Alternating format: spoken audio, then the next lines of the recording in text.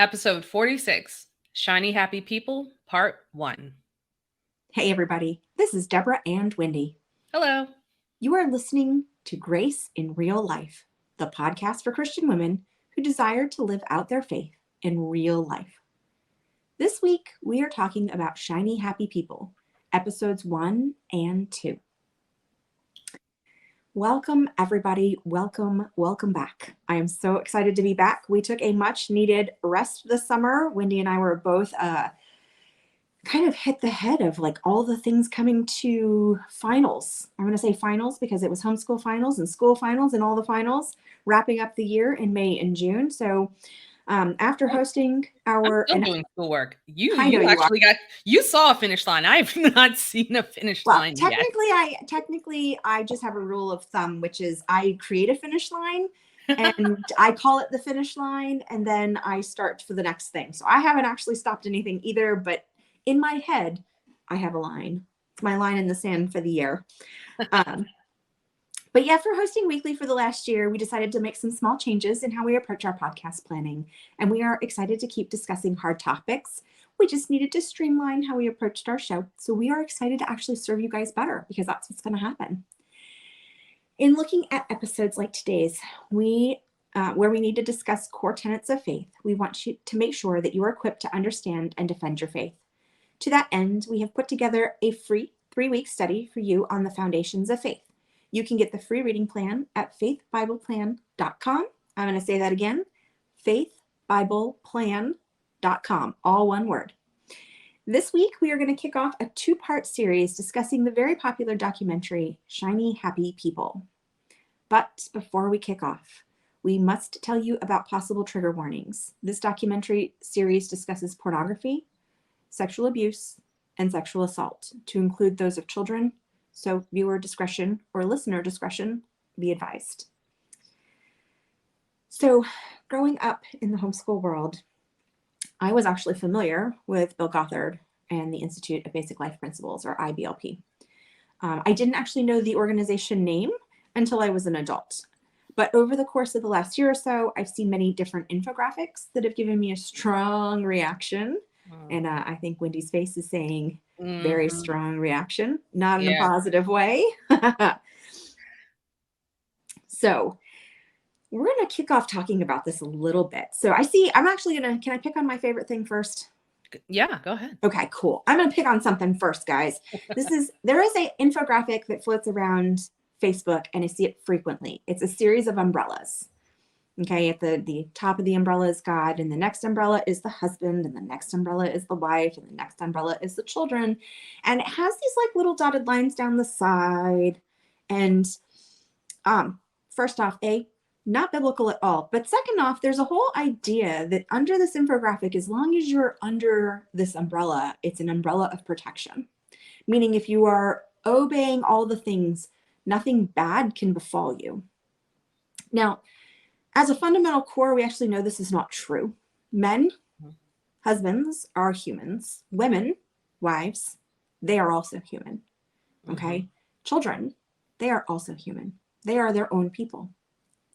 And the reality is, there is no such thing as some sort of umbrella or umbrella of protection.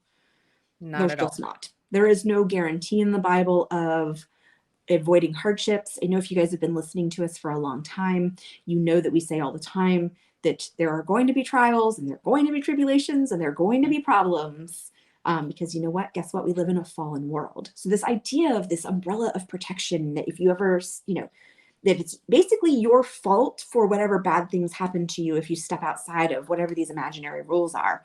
And quite frankly, there's just nothing biblical about it. But everyone uses it as if it's this very big Bible tenet.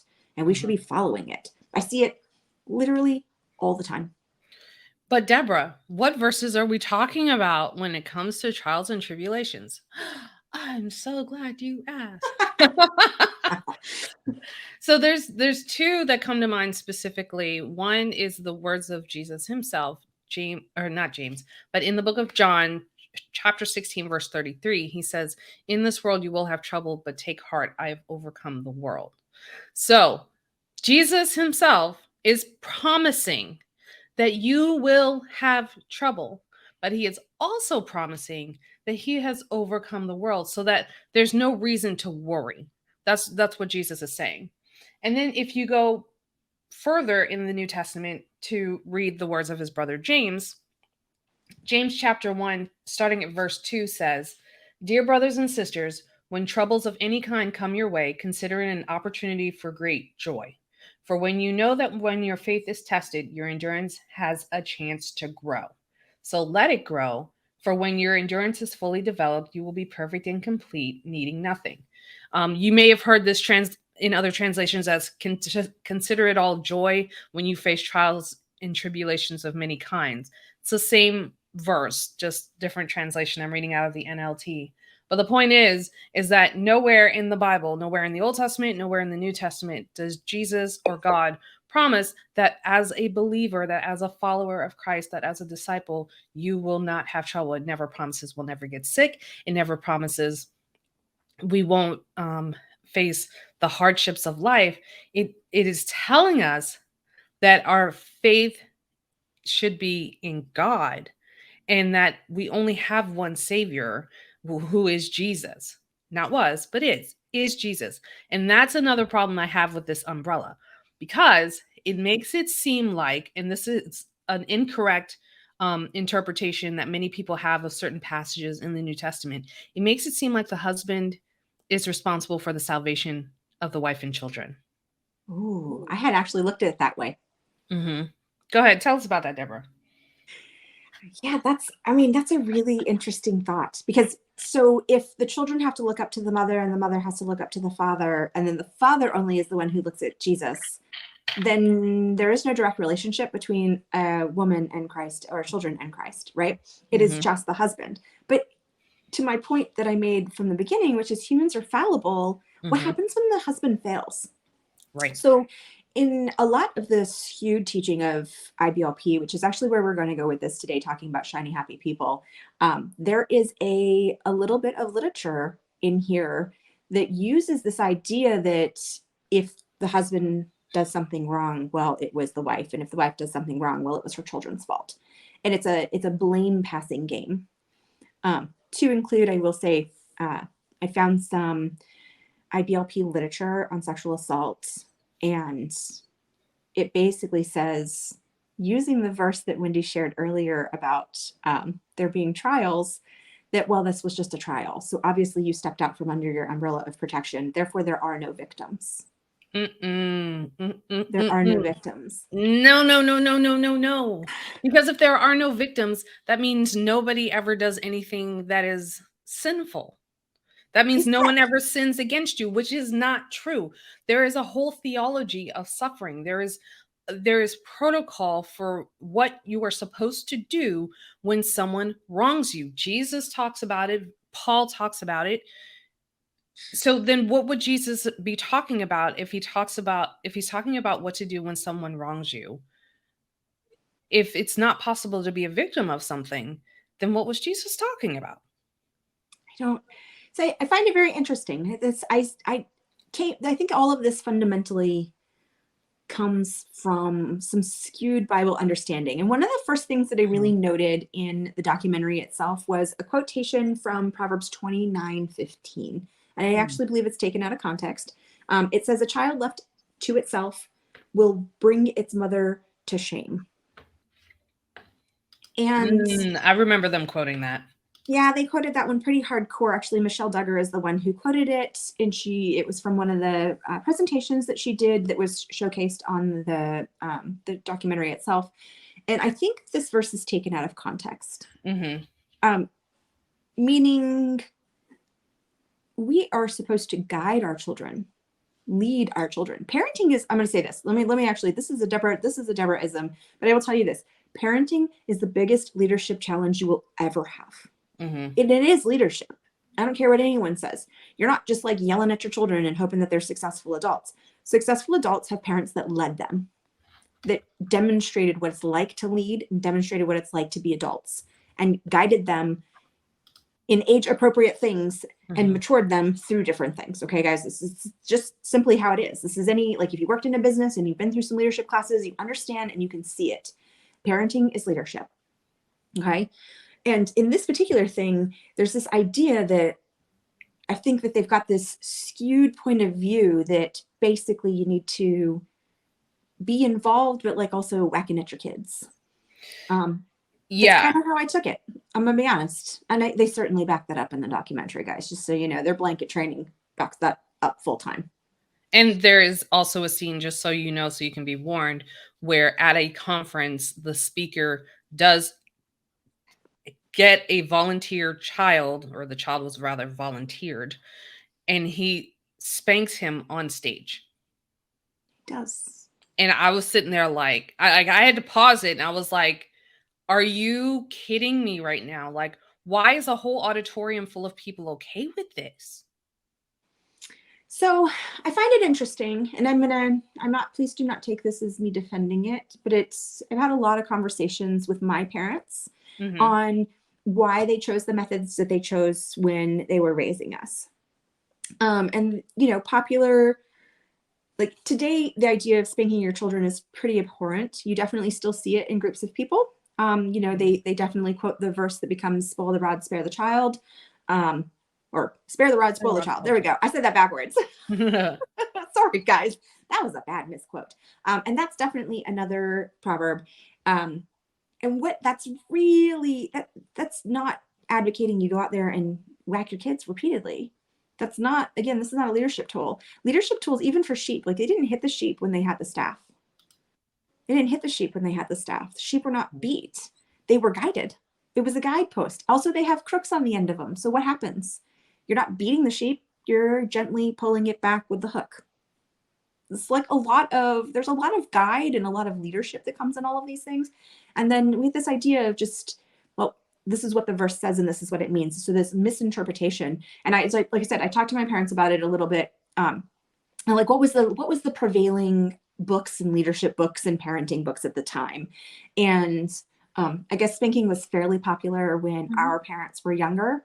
But without any sort of borders and boundaries. And then we started to understand that like they didn't need to be like, you just don't need to beat your kids because there's a consequence to it. Right. So I know my parents talked a little bit about some of the literature that came out, and it had this idea of like you should never spank your children in anger because if you're angry and you're beating your children, then you're just angry and beating your children. So they had this kind of idea of a controlled consequence is my best description of the information that I kind of seen from the books that they were talking about. And that was sort of the prevailing parenting model. So I kind of see it a little bit. It's probably actually stems a little bit from this IBLP movement. I think they came out in the 50s, if I recall correctly from the documentary. 1961. Okay. I was a little late. I was a little early.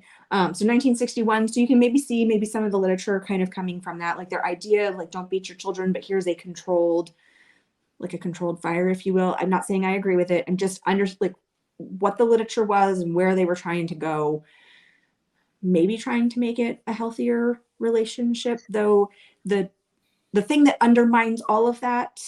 So to your point of like, they all stop there. The thing that undermines all of that is the commentary from each of them that they would be hours doing this to their children. So that doesn't sound like anything. It sounds in opposition to what that they showed the pieces of, which makes me wonder what we didn't see. Like, to do this, they had a phrase. I don't remember if you remember. You have to break the will of the child. Oh, you hear that? I know what you're talking about, but I think for the preservation of my sanity, I chose not to remember that. Yeah, it wasn't really so. The thing I think that got me in that phrase was children are just like animals. You have to break their will. And I was like, I have yet to break the will of any animal that we have trained. We've created relationships with them and they do things joyfully and happily. So I don't understand. I actually don't understand this whole mentality of breaking the will. Even a strong thoroughbred horse, it's repetition. Like you show up and like repeat and repeat and repeat. And when you treat them well and you are showing them what you want and you treat them well, even when they don't do all of that, then you get this amazing horse. So what I just don't understand any of the phraseology or any of that ugliness in the way that they approach how they relate to the rest of humanity. It was actually very painful to listen to. So I want to highlight a couple of things. One is Mm-hmm. that if you're listening to this or you're watching this on YouTube and you've never heard of Bill Gothard, um, I had not either before this documentary, before Deborah pointed this out to me in the whole IBLP thing. But he was never married. He didn't have any children. Yep. And his father, I believe, was a high ranking sounds bad, but high ranking Gideon. You know, the Gideons, the ones who make sure there's a Oh, the Bible in Bibles. every yes, the ones who make sure there's a Bible in every hotel room, the Gideons. So his dad was a Gideon, and Bill Gothard, you know, kind of created this whole thing. According to the documentary, it was a response to many of the things going on in the civil rights movement, integration of schools, and white Americans pulling their kids out of integrated schools and then fleeing to the suburbs away from the scary Black people. Oh my gosh. And so his ideas took hold among Southern white evangelicals. Now today you'll see a minority of people who are not white in the IBLP, but the majority are Yep. Southern white evangelicals and are spreading this IBLP message around the country, like church by church, and it's just infiltrating everything, which we will get into in the next episode. But there's something else I wanted to go back to, which was the raising of children and how unbiblical it is. Because in Ephesians 6, you'll remember it says in the first verse of chapter 6, it says, "Children, obey your parents in the Lord, for this is right. Honor your father and mother. This is the first commandment with a promise that it may go well with you and that you may live long in the land. Fathers, do not provoke your children to anger, but bring them up in the discipline and instruction of the Lord." So, I just want to throw this in there. yes. That verse is my favorite verse. Oh, the one about fathers? Yes. Yeah. Because it's so easy to pick on one end of things like children. It's so easy to cherry pick the children obey your parents. But what I love about this is when, as a parent, and I have 3 kids, wildly different, they're all unique, like the idea, and I look at this, I know it says fathers don't exasperate your children, but I even look at this as a mother and be like, don't exasperate your children.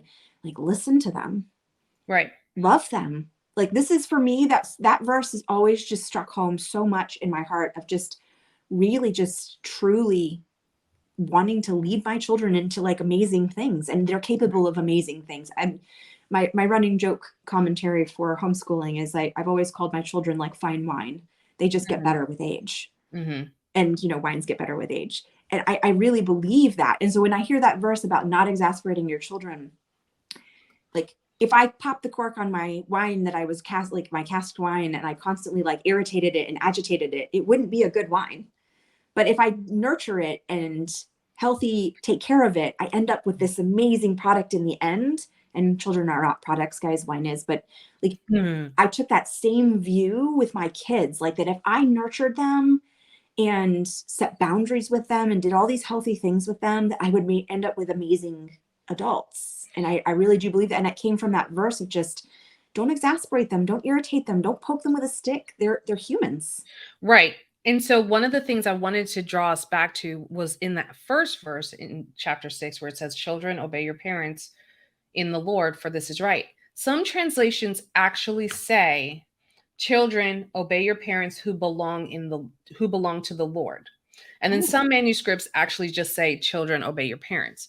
And the reason I think this is important is because if your parents are not right with the Lord, it's like in the military when you've been given an unlawful order. If you've been given an unlawful order, you are under no obligation to carry out said order. If your parents are not in the Lord and they are not doing what the Lord would require, then you do not have to obey them, because to obey them would be going against the Lord. Mm-hmm. And that is not something that's taught in places like the IBLP, because what they're telling you is that what you're hearing in church is 100% correct, that what you're hearing from the husband or the father is 100% correct. And then he has the ultimate authority, though. So every choice he makes is obviously good. Right. Which can't be true. which can't be true because we're human and we are sinners.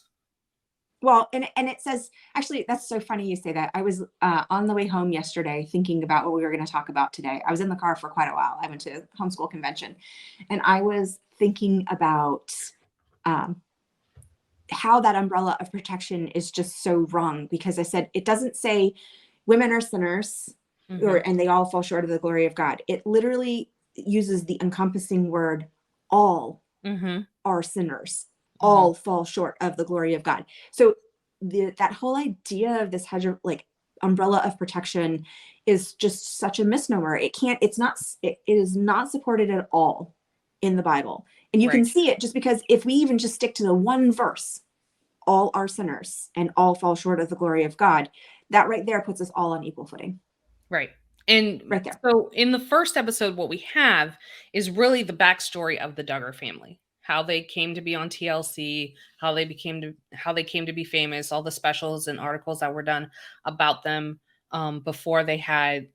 How did it start? I think it was 14 kids and counting when they first started. I think so. And then it ended up, by the time the show was over, it was 19 kids and counting. And so how that show came to be, what was the father doing, his stint in politics and things like that, and their appearances at the IBLP conventions before they even got a full-time series on TLC.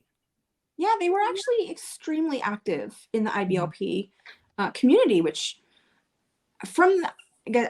let's be real. I did not watch the Duggar Family. I didn't watch any Kids and Counting. I saw one episode and said, no, thank you. This is not my thing. However, from all the information and research that I've done and things that I've seen over the years, I mean, let's be real. I don't think there's a family out there that hasn't really heard of them. Everyone knows who the Kardashians are, even if you don't follow them. Everyone knows who the Duggars are, even if you don't follow them. I will certainly say I saw TV commentary and commercials, etc., but they certainly never showcased any of their background in how much they were involved in the IBLP, speaking at the conferences, speaking. Oh gosh, they had a name for one of the parenting conferences that they did. Or portions of it. Do you know what I'm talking about? Forgive me. I don't think I wrote that down. There's so many different conferences, and the IBLP is still putting on these conferences. So they are in Texas. Nothing against Texas. I'm just saying they're in. Actually, it's actually all over, and they've got some big hubs in the Midwest as well. And so, I can't find the name of it. One of the things that I saw, and this kind of goes back to the politics thing of Jim Bob, was that they were waging a culture war. And I don't know how many of you guys have heard people talk about this as a culture war. And I have heard this, and then like throughout my life of listening to different Christians and saying, we're in this big culture war. And I'm going to be honest with you, I've never been able to find in my Bible where we're supposed to wage a culture war. No, it's not in my Bible either. And I've got like 20. I don't believe that there is any. You do have 20 of them. I love you for that. I don't have as many, guys. I don't. I have some commentary and some maps and a bunch of stuff. But she has 20 individual Bibles plus the commentary. But I don't actually find where we're supposed to wage this war. So what I see is a lot of little subversive things that I feel are probably actually IBLP trainings where people have gone to the Institute of Basic Life Principles to take that foundation class. And then they're coming back to the church and they're using these phrases. And like, we need to be, we're waging a culture war. We're, children should be submissive. The role of the wife is to submit. That's actually a direct quote, guys. IBLP overall, their whole thing is submission. And if you're out from under your husband's God's authority, then you're wrong. And if the wife is out from under the husband's authority, she's wrong because her goal is to submit to anything your husband says. Then children, same thing. And yeah, there's just I feel like there's a lot of little teeny quips that I've heard over the years that actually probably stem from this. And I'd actually encourage you guys to think about things that you've heard that maybe they don't sit quite right with you, or you don't quite understand where they came from, and maybe dig in a little bit and ask the question, what's the root of this? Does it actually come from my Bible? Do I see it in my Bible? What's the theology basis behind the commentary that we're seeing here? And is there any theology basis behind it? And I'm going to argue that I probably think maybe some of those things that don't sit quite right with you, they're probably not theologically sound. Just Right. like And the whole umbrella doodad. what I love is sites like Bible.com, which is the YouVersion Bible, Blue Letter Bible, Bible Hub, where it makes it really easy to search for particular Bibles, particular versions, specific verses. And I'm going to draw your attention to 3 verses. The first one's from Romans 12. This is verse 2. Don't copy the behavior and customs of this world, but let God transform you into a new person by changing the way you think. Then you will learn to know God's will for you, which is good and pleasing and perfect. So, not a commandment to wage a culture war, but actually to change yourself, to allow God to change you and the way that you think, which will in turn affect society, but that's not the end goal. So then there's John 15:19, where Jesus says to his disciples, the world would love you as one of its own if you belong to it, but you are no longer part of the world. I chose you to come out of the world, so it hates you. And then we go to the first letter of John, 1 John 2:15, and he says, do not love this world nor the things it offers you, for when you love the world, you do not have the love of the Father in you. So we're told to be transformed. We are told our minds need to be renewed. We are told not to love this world or the things of this world. We are told that the world is going to hate us, or that the world hates us because we are not part of the world anymore. And yet what you see constantly in things like Jim Bob Duggar's in the IBLP's culture war, and is this constant striving to make the world conform to him, to make the world conform to the culture that he believes should be preeminent instead of submitting to God. I actually really love that perspective. Even watching the documentary, of course, I watched it a couple times, guys. First time through, learned some things. Second time through, coming at critical eyes. You know what I mean? And I actually really love that, because I see if there was this idea that they could mold the world to what their view was, which is actually really interesting, because in this whole thing, there's a lot of control and an illusion of control. So let's just start from the fundamental. So there's this idea of control. So their IBLP, they have what they call the basic seminar. This is what people taught, like the first class that everybody takes. And what you hear from Bill Gothard is, if you do these things, you can control the outcome of your children. So, and that's where it started, is this idea that you could control the outcome. And I like when he's bringing of the civil rights movement, because we can't miss during the civil rights movement, the large hippie movement that was also growing in response to the Vietnam War. And so we've got a lot of culture things that are going on here, where people were stepping outside of society, trying to look at it different, because there were some tight constrictions post-World War II. We had a lot of very confused people. Women were in the workplace and they were forced out of the workplace, and now they're home. We've got people we're looking at another war after Korea. We're just looking at a lot of culture change. And the way that Bill Gothard, and the he and this is Bill Gothard, brought people in was this idea that you're not going to have this dirty hippie that's smoking pot and, over here doing its thing. You're not going to have this, we're going to exclude all the people that we're trying to exclude from the civil rights movement, right? Ruby Bridges, all of those things. We're not going to be dealing with that because we don't like that. There was this idea of control. Everything they do at every level is a level of control. And you can kind of see it. I do see it as a culture response. Please, again, I want to make this very clear. Just because I can see it as a culture response is not an excuse. Right. I need you guys to understand that. This is not an excuse. Understanding the root of why people behave the way they do does not excuse the behavior. So we can see a response, and we are trying to we can see that they're trying to control the outcome of their kids. The other thing that I see, Wendy, is that they created an idol. They created an idol out of having successful children. They created multiple idols. Bill Gothard was an idol.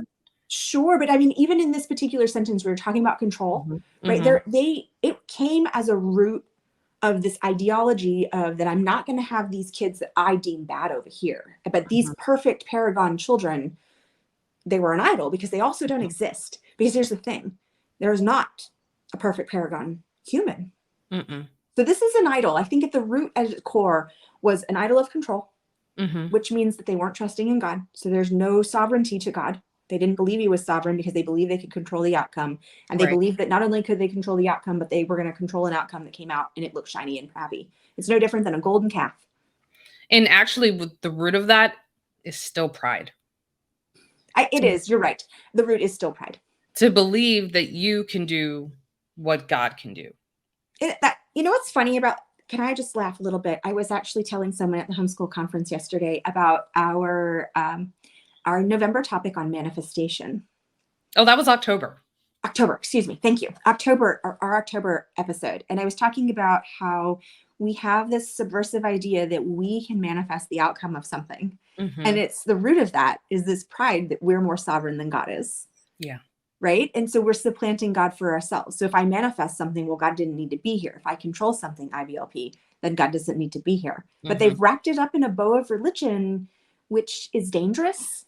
Yeah. Because, and here's I don't know, maybe you see it in a different way. I see it as more dangerous because as you're learning who God is, you are not a Bible theologian. You are new. So when someone tells you something and you don't know to look or you don't know how to look, you end up with a false doctrine that's in front of you because someone has led you astray, which actually goes into the verse. You could probably tell me where this is, Wendy. The verse that the Bible tells us that the teachers are going to be judged strongly. I know what you're talking about. Let me find it. Thank you. Find that for me. I didn't actually think about that one as we went, but that actually puts a lot of responsibility here, guys, on the teachers. A lot of responsibility on teachers. Why? James, yeah. Go ahead, James. What? James chapter 3. Okay. It says, "Dear brothers and sisters," this is starting verse 1. "Not many of you should become teachers in the church, for we who teach will be judged more strictly. Indeed, we all make many mistakes. For if we could control our tongues, we would be perfect and could also control ourselves in every way. We can make a large horse go wherever we want by means of a small bit in his mouth, and a small rudder makes a huge ship turn wherever the pilot chooses to go, even though the winds are strong. In the same way, the tongue is a small thing that makes grand speeches." And then he just goes on with this metaphor about small things controlling big things. Sure. But in verse 13, he says, "If you are wise and understand God's ways, prove it by living an honorable life, doing good works with the humility that comes from wisdom. But if you are bitterly jealous and there is selfish ambition in your heart, don't cover up the truth with boasting and lying. For jealousy and selfishness are not God's kind of wisdom. Such things are earthly, unspiritual, and demonic. For wherever there is jealousy and selfish ambition, there you will find disorder and evil of every kind." That's a really strong set of verses. And literally lays out sort of the warning, if you will, for all of IBLP. Selfish ambition leads to disorder and evil. harm and evil. Let's okay, so we're going to use that evil segue here to talk a little bit about some of the sexual side that they have created. So both episode 1 and 2 talked about the child pornography charges that Joshua Duggar was facing and then subsequently was convicted of. And one of the things that I found kind of interesting was this super hyperfixation on not looking at things. And now I don't understand the cultural background of where some of this worry came from. I am not old enough to be in that community, if you will, like in the 60s. I was not born yet. So I don't know what was maybe being visually around that they were maybe initially trying to avoid. But I do believe what they've done is created a situation that makes sexual assault and any type of assault sort of morally excusable. I'm not sure if that's the right phrase. I don't know. But that's kind of how I took all of the documentary. So it starts out with Joshua Duggar's like being watched and monitored for child pornography. Then it talks about his arrest. And then we start seeing the peel back of IBLP and the Duggar's life and the way they approached some of the things. So one of the things that I saw was that male children should never change a female child's diaper because they might see what the anatomy looks like and know that it's different, and that will spark curiosity. Right. We are naturally different, men and women.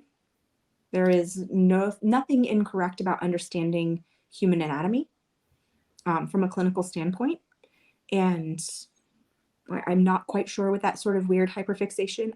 We see a little bit further, I think in episode 2, they start talking where if the Duggar girls saw a female that they felt was inappropriate, they would scream Nike. Yeah, so that the brothers could avert their eyes. Yes. So what I took away from that, and then they showcased actually a couple of other children doing similar things. And what I took away from that was that there was this idea of this like weird purity culture that like a male can't fail in any way. Like, and there was no room for human anything, but also I feel like they brought it to the center and forefront of all the topics of conversation that they basically made it very curious and very like taboo to the point of that's all you can kind of think about. Right. And if you are our age, you may remember in the late 90s, early 2000s, the purity culture movement that was largely predicated by a book called I Kissed Dating Goodbye. And Joshua Harris, poor Joshua Harris, because he has since disavowed this book, but the damage that it did was far reaching. And I was in college at the Naval Academy at the time in a particular denominational student union that, well, it was basically Southern Baptist. It's fine. I actually think it's fine to call them out because I'm going to be honest, the number of IBLP seminars that they hosted that spread like wildfire that we see in episodes 3 and 4, which we'll talk about. Yeah. I think they need to be called out on their inability to actually parse good doctrine. Yeah. So I was in the Baptist Student Union at the Naval Academy, and I joined because I grew up Baptist, and I didn't know that there were all these different flavors of Baptist. And I didn't know about the Southern Baptist Convention, which it turns out that's what most of these people belong to, which if you've been paying attention to the news lately, has lost some very big churches because the Southern Baptist Convention has doubled down on its view that women are not supposed to be pastors. So Stephen Furtick's church, Elevation, that megachurch, has left. The SBC. I didn't know that. Yes, Stephen Furtick's church has voluntarily left the Southern Baptist Convention. I think Greg Locke's church also did. And Rick Warren's church was actually kicked out. No, they were. I like the fact that they were actually kicked out. That actually makes me giggle just a little bit. They were kicked out because they actually did ordain women. And then there was another church that was in the stories as well, Fern Creek Community Church, which actually had a woman pastor for like a few decades, but just never got kicked out. But now they're officially kicked out as well. But all that to say, when I Kissed Dating Goodbye came out as a book, it was like almost like another Bible had come out. Like all of a sudden the guys were like, we're never dating again, we're only courting. And it was the beginning of this rampant purity culture where it was like, if you did certain things and you acted a certain way, then you would have a wonderful marriage. You would have a wonderful partner. You might not even call that person a partner because, let's face it, in the Southern Baptist Convention, men and women are not equal in any way, shape, or form. So what I constantly saw was this idea that if I was not married and having children, then something was wrong with me. Not because I didn't want to get married. I did want to get married, but I was also preparing for a career in the military. And for many of the leadership, that was not seen as appropriate either. But that's a whole different discussion, Deborah. We are not going to go into that. But the fact of the matter is that, and Felicia Mazenheimer makes this point in one of her episodes of the Verity podcast. She says purity culture is the prosperity gospel for millennials. So it really is. It really is, because again, this kind of goes back, if you can see the same shades of it from the IBLP attitude of, if you do all the things right, and it's really this, it's actually kind of funny. I'm gonna back up.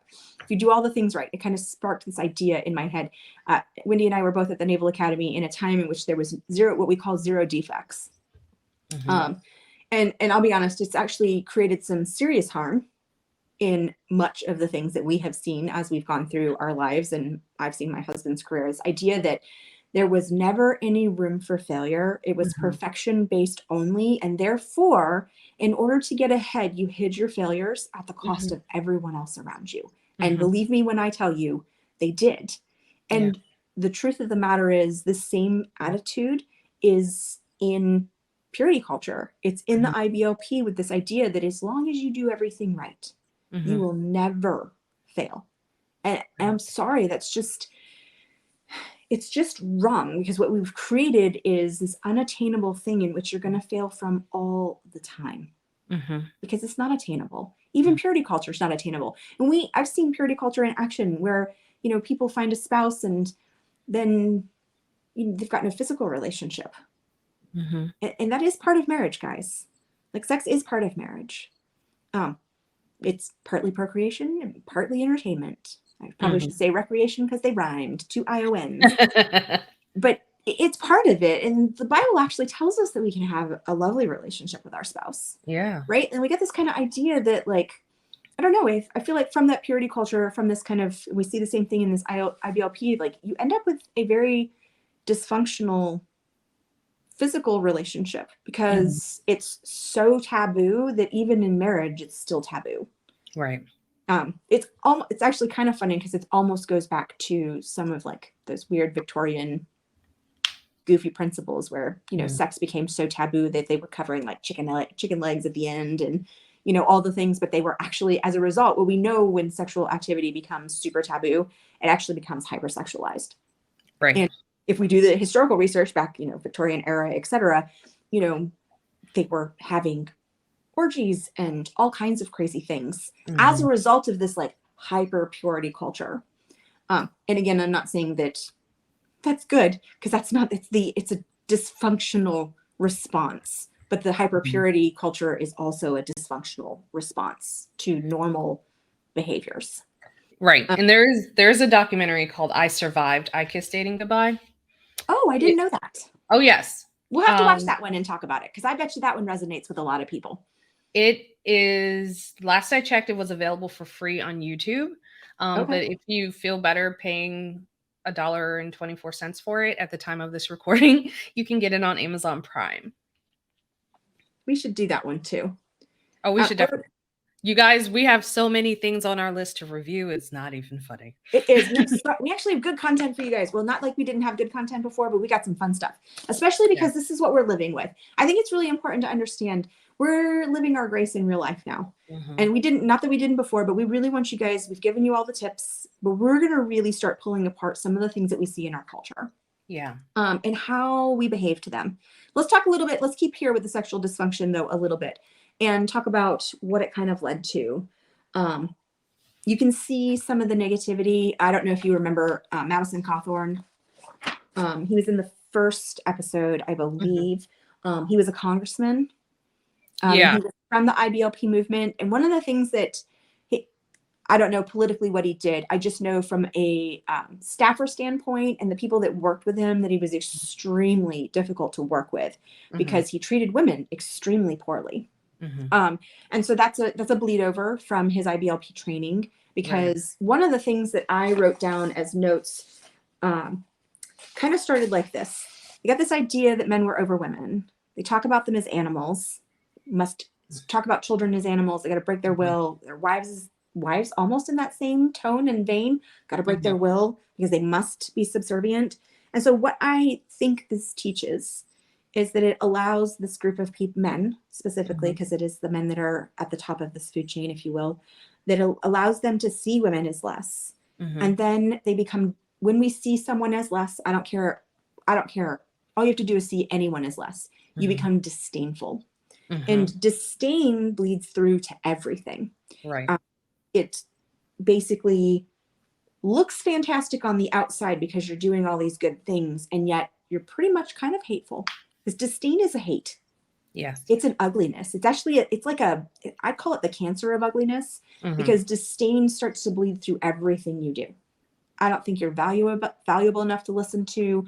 I can't do any wrong. And then what you see is this sort of hyper sexualization. And you actually can see this. I think, Wendy, when we were talking, you mentioned the Hillsong documentary. Yes. And I think you see it in that. One of the things that I've seen, I actually a little bit ago watched the documentary on Warren Jeffs and the FLDS community. And when I finished the final episode of that particular one, you actually saw the same revelations with a hypersexuality, investing in pornography, participating in pornography, all these things. And it actually stems from this hyper purity culture. Right. And again, the Lord has reasons that the Bible has reasons. It's laid out. God has clearly laid out reasons why, waiting until marriage and all of these things are important. But there is also a problem with making it the forefront and the focal point of everything you do, because it actually detracts from the service side. I mean, Jesus served, he washed people's feet. So show me where in this is the service. Not only that, but when we take the totality of verses on a given subject that the Bible actually speaks on, the Bible doesn't spend most of its time talking about sex. The Bible spends almost 3,000 verses talking about money. It does.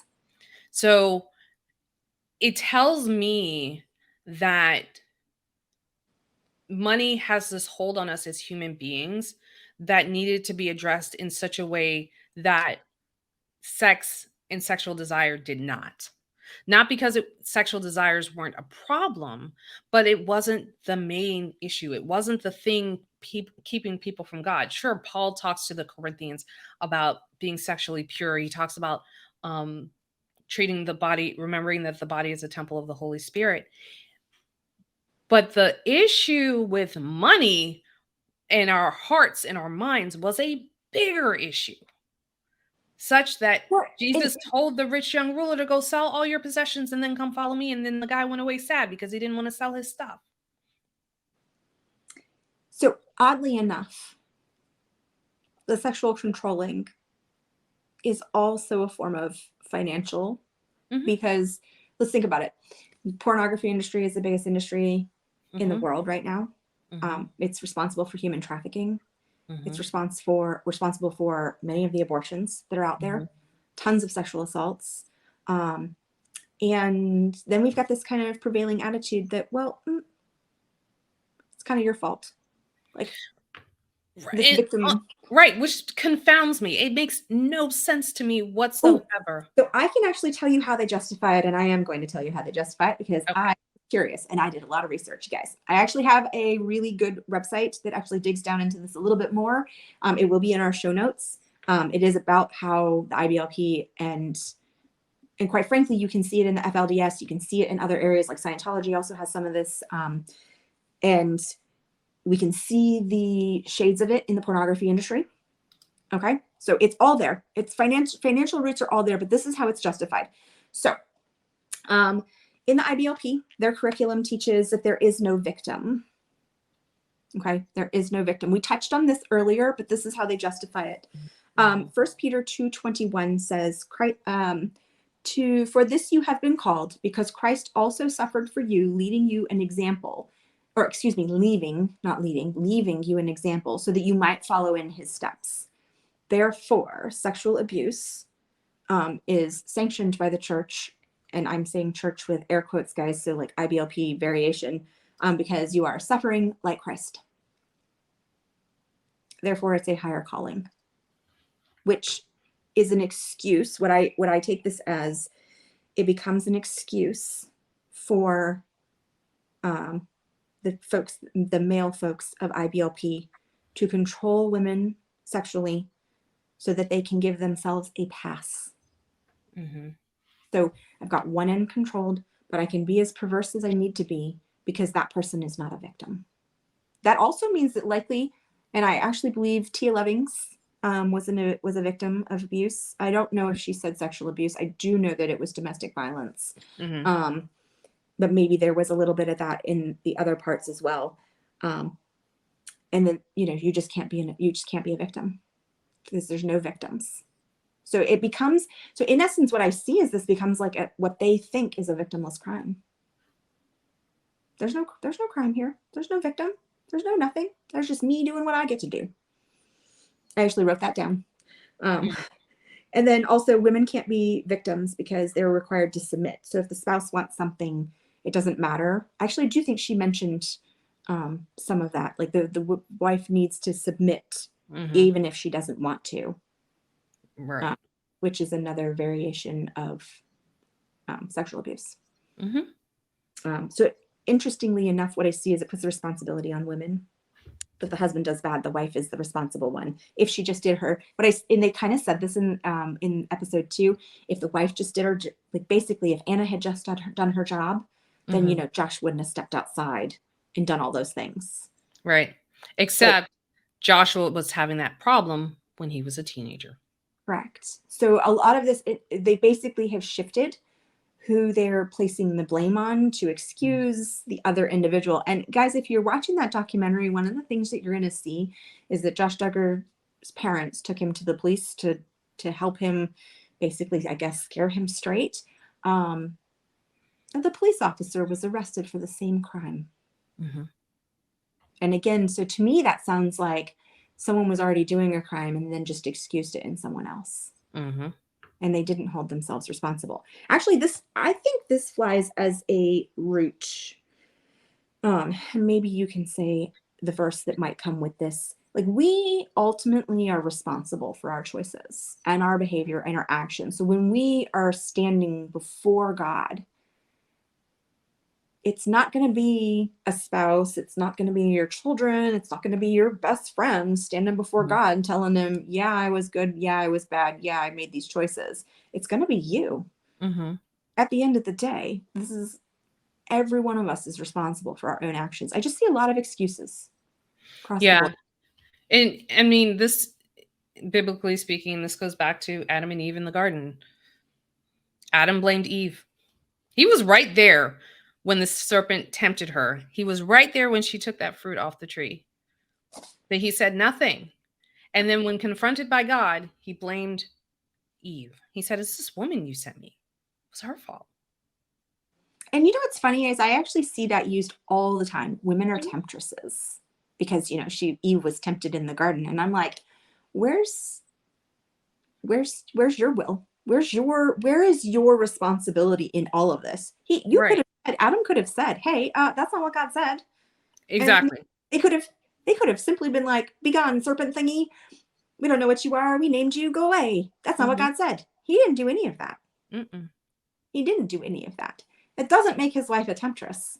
It makes Satan a tempter. It makes his wife deceived. But it also means he didn't have a backbone. And some of this stuff is like really interesting. I will say, if you are of a sensitive nature, I don't actually recommend you read the link that I'm going to show. I know I mentioned it earlier. One of the things that we discussed from that was that there is a sexual assault in the Bible actually discussed, besides David's very much love of Bathsheba. We have the rape of Tamar. And they actually use this against their women in the IBLP. And this kind of goes back to why the Duggar girls were so intent on making sure their brothers didn't see somebody that was inappropriately dressed, because it was Tamar's responsibility. And I quote this: Tamar's failure was not anticipating evil. That is a direct quote from their literature. It is her fault evil befell her because she didn't anticipate it, which puts a lot of responsibility on all these young girls that are in IBLP, right? Because, well, if they don't actively work to prevent any type of deception for their brothers, they're a failure. The amount of bad theology present in this is That's disgusting, isn't it? infuriating. But we do not have time to go into that right now. No, we're actually that's actually 2 episodes there. We kind of covered maybe sort of a broad sweep. I'm gonna call it a broad sweep. There was a lot in there, a broad sweep.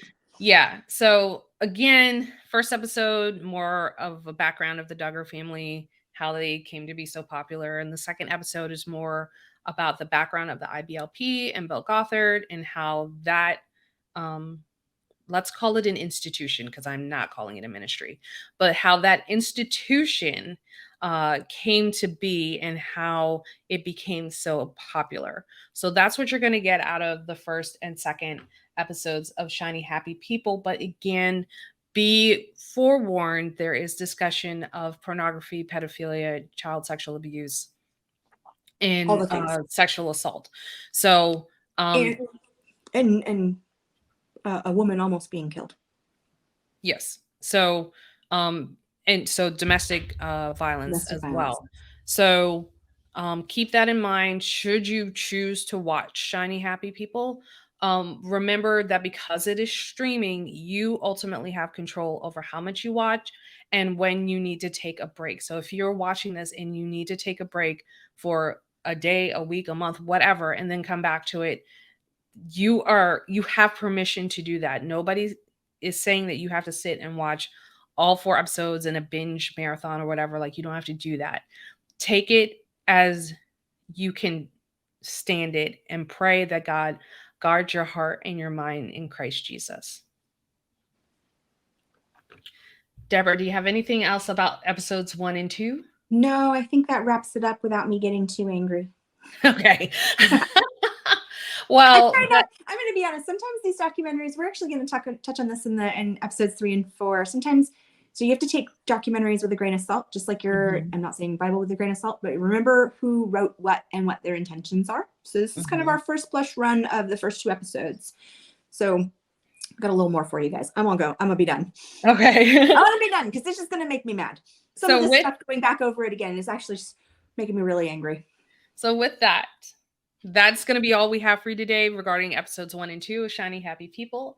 Thank you for tuning in to the Grace in Real Life podcast. If you enjoyed today's episode, we would love to hear from you, and you can leave us a message at our website, graceinreallife.com, or you can message us on Instagram at Grace in Real Life Media. We have a website, guys. We have a Facebook page. Instagram page. We have a YouTube channel, don't we? Yes, if you're watching this on YouTube, thank you very much. If you're listening to the audio and you want to leave a comment about this specific episode, be sure to head on over to the YouTube channel. The username is Grace in Real Life Podcast, and the link will be in the show notes. I'm just excited. Yes, it's very exciting. Welcome to our rebrand, guys. We are so excited to serve you guys. It's really exciting. Also, if you're looking for dynamic speakers for your next event, we are here to help. So with our unique backgrounds, we can deliver informative and entertaining presentations, whether that be about theology, podcasting, health coaching, life coaching. So if you're ready to take your event to the next level, head to our Instagram to book us or email us at hello@graceinreallife.com. Don't forget to subscribe to us on your favorite podcast app, share this episode with your friends and family, and leave us a review because that helps others find our show and allow us to serve more listeners. And with that, Deborah, will you close us out in prayer? Absolutely. Dear Lord, thank you so much for this episode today and discussing these hard topics. And I know that they're very difficult. Lord, we just want to pray for each of the listeners here. If they've experienced something like this or they've experienced any type of perverse behavior, Lord, I just pray that you wrap them in your arms and that they can feel your love and know that there is support and a way through this. And Lord, I also ask each and every one of our listeners to begin to use discernment Just because you hear it doesn't mean that it's true. And we need to start using our Bibles, Lord, and encouraging us to just get in there, use it as your word as our litmus test of what is true and what is not. And Lord, I ask you to help people feel that discernment and understanding and strengthen them in your word. In your name I pray, Lord. Amen. Amen. All right. Until next time. Bye. Bye.